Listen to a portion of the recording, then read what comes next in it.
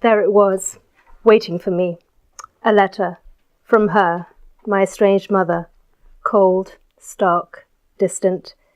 As I walked into my apartment on Sunday, happy and relaxed after a sailing holiday in the Ionian Sea, a letter from my mother was the last thing I needed. Her stationery, her handwriting, with its left to right sloping swirls, her preference for blue ink, none of it had lost its familiarity. For 2 days, the envelope remained unopened on the table in my hallway. On the third day, I forced myself to read it.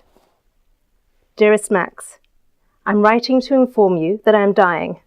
The doctors, however, cannot tell me how long I have left, whether it's a week, a month, or a year. Reflection is something that comes naturally as one's life comes to an end. I've thought a great deal about your long-gone father and brother, and of course, I've been thinking about you. The reality is that I love you and always have done. You are, after all, my son. I recognize that in your eyes I may not have been the best of mothers, and I know our last argument was particularly heated. But there are things I want to ask of you. Dying wishes, if you want to be sentimental about it. The first is for you to visit me, so that I have the chance to explain everything. At the very least, please call me. The second is that I need your help. Enclosed is an old photograph, taken just before the war. I remember the boy in the picture. I must find out if he is still alive. He has some information, a missing link, that I think will help reinforce my story. I'm not asking for sympathy or forgiveness, but I would like to hear your voice. Better still, to see you one last time, so that at least I can explain. Yours, Mama. If I had felt any guilt or self-reproach when I began reading her letter, it was entirely consumed by anger by the time I got to the end. Almost a year before, we'd had a serious argument, and we'd been estranged ever since. It was unlike our other quarrels, filled with general pettiness. On this occasion, her words, then mine, were laced with something more like hatred. Such was the nature of our row, that if she were a man, I would have hit her. I couldn't remember how it started, but I do remember her saying that she wished I had never been born. I stormed out of her house and refused to speak to her until I got an apology, but none came, so our silence became the norm. Now here she was with a letter, absent of apology, asking me to contact her. Worse, to help her. A letter seemed too old-fashioned an approach to smooth over our rift, but then again that was her style. Maternal instinct just wasn't part of her makeup. From a young age, I had turned instead to her closest friend, Vivian Fuchs. She was like family to both of us, and more of a mother figure to me. And my mother seemed to encourage it, never showing any jealousy or a wish to close the distance between us. The admission of love in her letter did surprise me. Even so, the supposed love that she was now pronouncing felt shallow, almost an afterthought.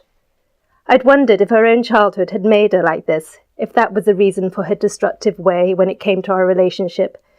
But my mother's character was quite unique. It didn't need excuses, nor did I need her rambled explanations or lectures. Besides, if her desire to reach out to me was so important, then surely she should be the one to phone me.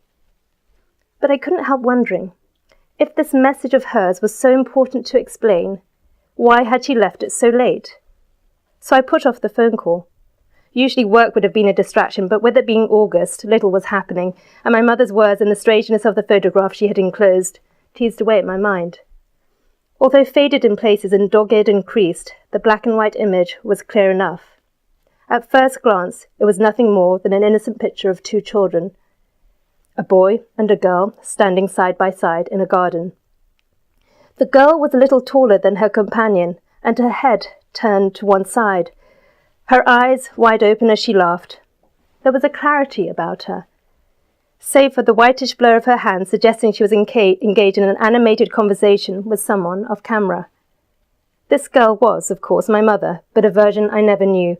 In the way she smiled with her eyes, her innocence, her ease with the world. The boy's posture contrasted sharply with my mother's. His arms, stiff and rigid, were clamped to his sides. He stared into the camera with no hint of a smile on his lips.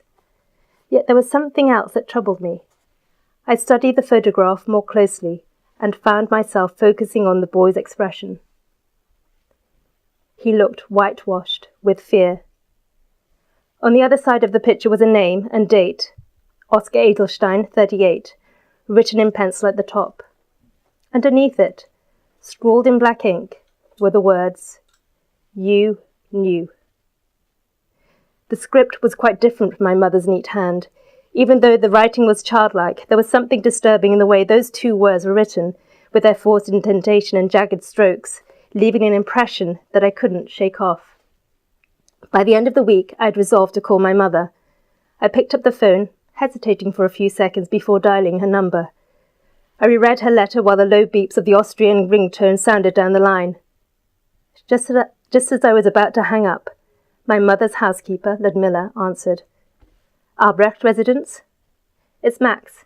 Is my mother there?" Ludmilla replied with a stifled cry. "Hello, Ludmilla?" "Oh, Max, She cleared her throat. "What is it, Ludmilla? What's happened?" "Your mother passed away last night. Frau Fuchsig's here." There was a scuffle with the telephone receiver and a muffled conversation. Then Vivian came on the line. "Max?